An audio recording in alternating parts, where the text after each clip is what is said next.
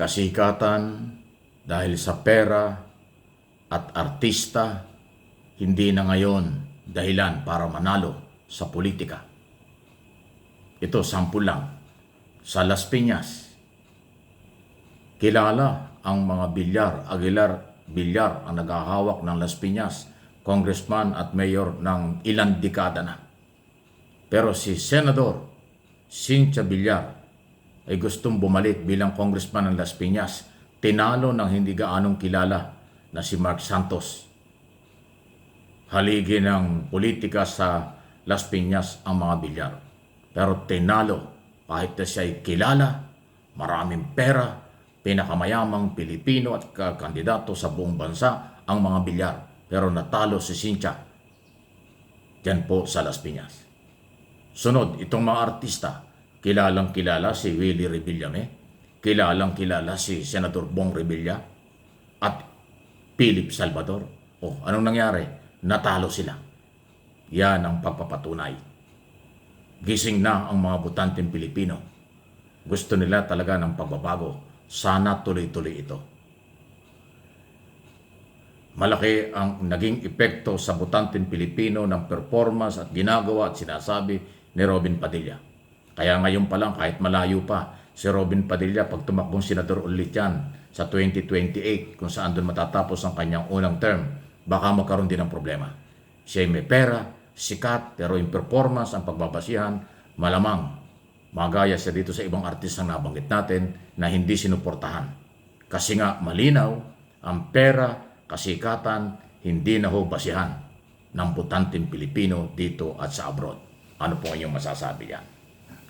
Sunod na pag-usapan natin ay itong issue pa rin na hindi ho talaga ito mawawala.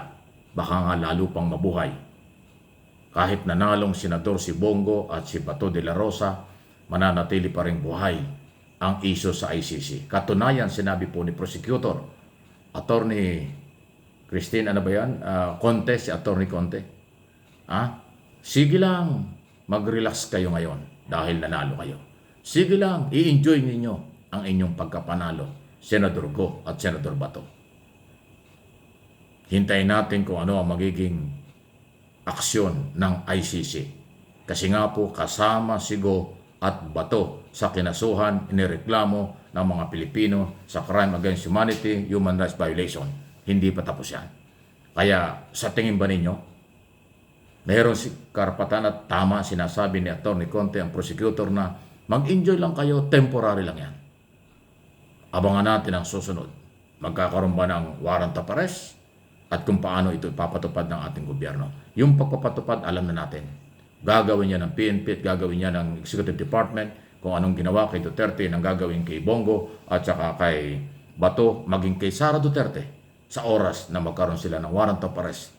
At kung dadalhin ito ng Interpol na hindi pwedeng tanggihan ng Philippine government, abay magkakahulihan. Kung kailan, hindi natin alam. Alam yan. Kaya nga posibleng temporary lang yung kanilang maaaring kasiyahan dahil senador-elect ulit sila, nanalo ulit sila. Pero itong kasong kinakaharap, hindi po ito mawawala.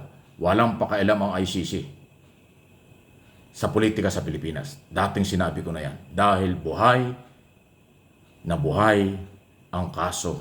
Ang mga nagreklamong Pilipino, ang naghahanap ng hustisyang mga Pilipino sa paglabag sa karapatang pantao. Noon, si Bongo ay pinakamalapit kay Duterte. Special Assistant to the President nga yan, ng 6 na taon. Si Bato naman ay naging Director General ng PNP. Noong kasagsagan po ang Operation Tokhang, kaya sila po ay nasa sangkot. Si Sara naman, isinangkot din dahil di umano, nung ito ay mayor ng Davao, may mga paglabag din sa karapatang pantao, kaya nasama siya. At hindi naman ho sila nag-deny.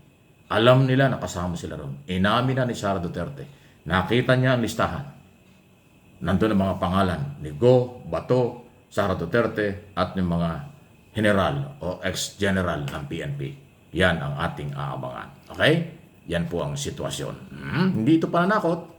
Balita lang po, pagtalakay, opinion at analysis sa aking opinion. May karapatan ang complainant, may karapatan si Attorney Conte na sabihin ito at kanyang nirerespeto naman ang political exercise. Yun ang kailangan. Irespeto natin yon. Okay. Samantala, ito ba ay kailangang ipagbunyi yung pagkapanalo ng kanilang mga kakampi. Tama lang yan. Yung pagkapanalo ni Duterte na magiging mayor ng Davao, hindi naman maging problema yan kasi local yan, taga Davao po ang nag-decide yan. Wala tayong magagawa. Gusto ng mga taga Davao, ang mga Duterte, siya maghawak, ibinalik. Si Pulong, ginawang congressman ulit. Si Basti, ginawa uling vice mayor. Si Duterte, ginawa uling mayor. Tapos yung apo ni Duterte, ginawa pang konsehal. So, pamilyang Duterte na ang nakapwesto sa Davao. Wala tayong magagawa. Yan po ang desisyon ng local voters dyan sa Davao. Kasi Davao City registered voters ang nagdesisyon dyan, hindi national. Kasi marami nagtatanong, bakit nanalo si Duterte? Bakit nanalo sila? Wala po tayong magagawa. Yung mga botante sa Davao City ang nag-decide. Hindi po yan desisyon ng pangkalahatang Pilipino. Hindi yan desisyon ng lahat ng Pilipinong botante. Hindi po. Exclusive yan sa local registered voters sa Davao. Kasi local position po ang district congressman, vice mayor, konsehal at mayor. Yan po yun. Okay? So, bahala na kayo kung anong tingin nyo sa mga taga Davao. Pero ako, kinikilala ko yung kanilang desisyon. Kasi local lang naman yan. Wala tayong magagawa. Gusto nila yun eh. Kaya natalo yung mga Nograles. Although lumaban yung mga Nograles. Doon sa mga kampanya, ang tingin parang mananalo sila pero natalo. So, nag-decide yung local voters, ayun po ang nangyari. Ngayon, ang sabi nila, paano maghahawak si Duterte ay nakakulong? Okay mag-alala dahil si Basti naman ay mayor o vice mayor elect, yan po ang magiging acting mayor. Gano'n naman eh. Magkapartido man o hindi, pag wala yung mayor, yung vice mayor ang a-acting mayor. At yun namang number 1 councilor, yan ang a-acting na vice mayor. Gano'n po. Kaya kayo mga taga Davao, gusto nyo yan eh. Walang problema. Total, pera nyo ang pinag-uusapan yan. Okay? Siyudad nyo ang nakataya dyan. Kinabukasan ng taga Davao City, hindi kayo mabahala dyan. Gusto nyo mga Duterte, yan po ang magiging sitwasyon. Kung dahil nakakulong si Mayor Duterte, si Vice Mayor Baste ang siyang magiging acting mayor. Tingnan natin kung yan ang gagawin ng local government after ng mga proclamation. Pero nakabinbin pa. Meron pa daw nakabinbin din na disqualification cases. O di, bahala ng COMELEC. Ang COMELEC naman ay nakatingin kung may ebidensya o wala, kung ano man, ang magpapatupad po ng regodon o pagbabago sa mga local position ay ang Department of Interior and Local Government. Ayan. So, kaabang-abang. Kasi maraming nagsisi, bakit nanalo si Duterte? Wala tayong magagawa. Ginusto yun ng mga taga Davao eh. Pero sa pangkalahatan, iba yun. Walang kinalaman ng maraming botante, milyong botante outside Davao City sa pagkakabalik ng mga Duterte. Kasi nga po, sila ang nag-decide yan. Okay? Para lang maintindihan nyo kasi pati itong mga Taga-Luzon, pati ako ay sinisisi, bakit daw nanalo ang Duterte? Ewan ko.